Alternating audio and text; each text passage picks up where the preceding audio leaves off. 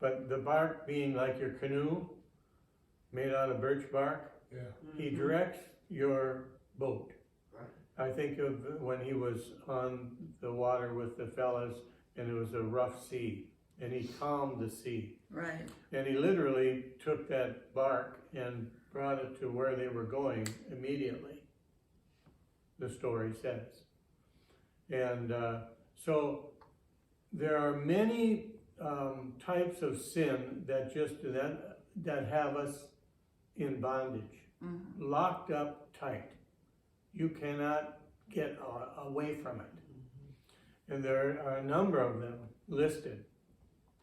How people are so addicted to this thing that is not only tearing them down, but tearing other people down. Lies are a terrible addiction. A person can be a habitual liar and just can't get away from it. People can be hurtful with their words and they just can't get away from it. They're just hurtful. Gossiping and slanderers, they're just stuck on that and it's got a hold of them. And the scripture lists a number of sins that are like that. There are people who are murderers that they have in their heart, they just can't wait to get out and kill somebody else. And they need delivered, just like there are addictions of alcohol, of drugs, various drug abuse, and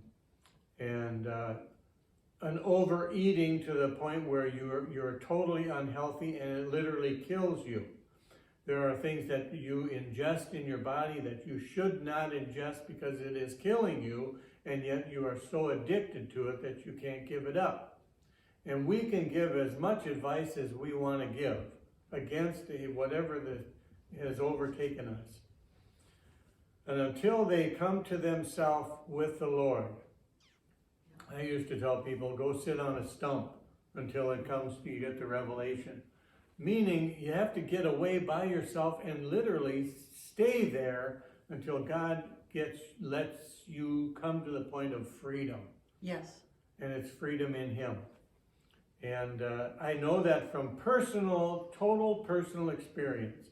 And I know it that's what the scripture tells us. And I've seen it happen in many, many, many people.